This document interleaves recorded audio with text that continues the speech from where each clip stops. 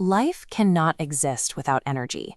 While our bodies burn calories, our sprawling, hyper-connected digital civilization runs on the exact same logic as a prehistoric cave dweller roasting meat. We extract material from the earth, and we set it on fire.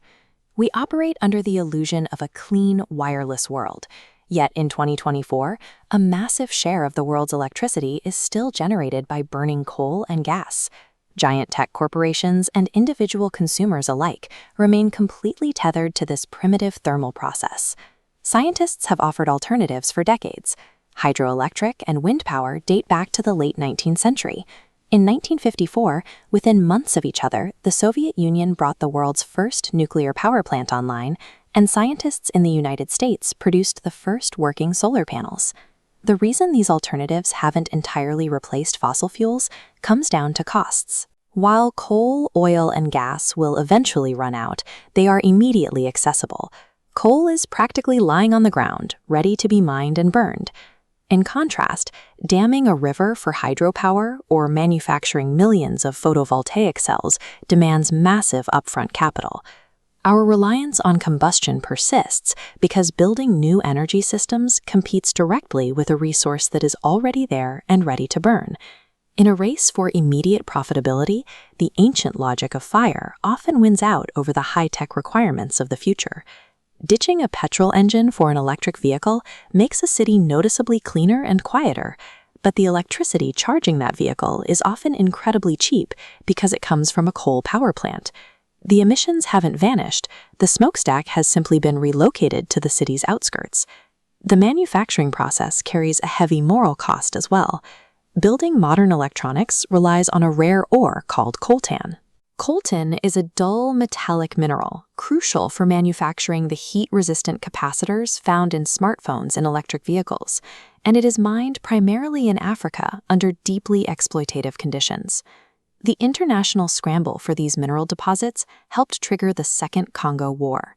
Lasting from 1998 to 2003 and drawing in 9 distinct nations, the conflict killed roughly 5 million people. It is a grim reality entirely divorced from the environmentally conscious image of buying an electric car. Then there is the physical waste. An electric vehicle relies on a massive lithium-ion battery. Because of its chemical properties, this battery acts as a consumable, a component that permanently loses storage capacity over time and must be replaced.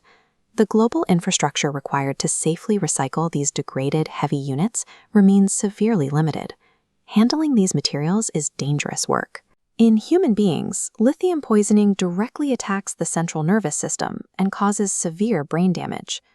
Purchasing green technology rarely eliminates environmental and ethical burdens. Usually, it just displaces the human suffering to the developing world and pushes the physical toxic waste onto future generations. This chart tracks the difference between a modern electrical demand and the reality of the natural world. The steady line shows the constant energy supply needed to keep a city running, while the waves represent the output of wind and solar. Baseload is the minimum amount of electrical demand a grid must continuously supply, 24 hours a day without interruption. Because the sun sets and the wind stops, there are massive gaps where renewable generation simply disappears. Storing energy bridges the gaps between those unstable generation peaks and our actual continuous power demands. But current battery technology is far too expensive and resource-intensive to deploy on the scale needed to back up the entire global grid. The sheer scale required is staggering. The Ouarzazate solar power station in Morocco covers 30 square kilometers and can store 3 gigawatt-hours of energy. A gigawatt-hour is a unit of energy representing 1 billion watt-hours, enough power for roughly 1 million homes for 1 hour. But even this massive, sprawling facility cannot keep a major city running through multiple days of bad weather. In California, the grid faces the exact opposite issue. During bright midday hours, solar panels generate a massive surplus of energy. Because there is nowhere to store it, this surplus overloads the local grid. At peak hours, solar owners are occasionally forced to pay to offload their excess power, driving electricity prices into negative numbers. Wind power carries its own infrastructural baggage. In cold northern climates, frozen wind turbines sometimes require helicopters spraying hot water to defrost them.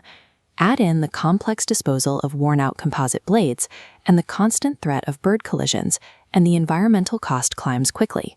Scaling wind and solar to a national level without a massive expansion of grid-scale storage infrastructure creates a precarious balance. Instead of replacing fossil fuels, intermittent sources can destabilize the very network they were meant to clean. Because the economics of green energy remains so challenging, the industry relies heavily on state intervention. In 2022, the U.S. government committed $369 billion to support the sector, prompting the European Union to respond with a €272 billion program. The biggest corporate successes in the space rely on this exact framework.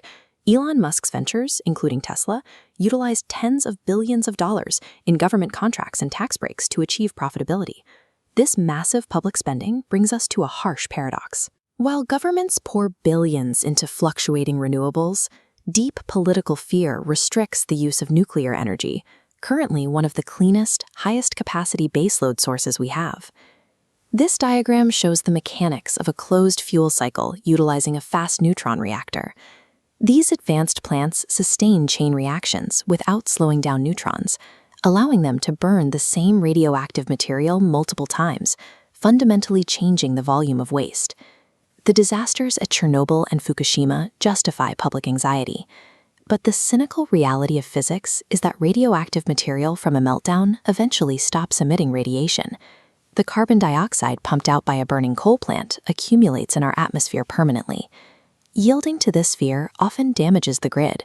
When Germany made the political decision to aggressively phase out nuclear power, they lost their clean baseload. To prevent immediate grid collapse, they were forced to sharply increase their reliance on natural gas and fossil fuel imports.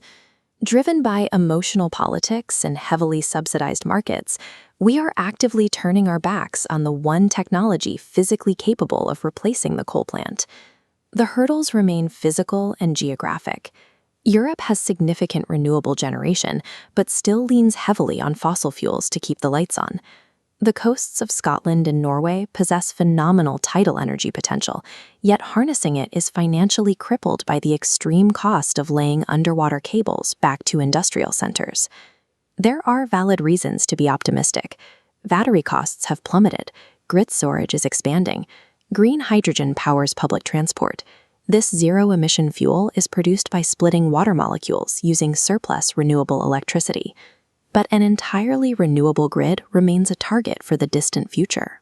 Whether we achieve commercial fusion, capture global tidal movements, or cover deserts in solar arrays, the solution is not arriving tomorrow.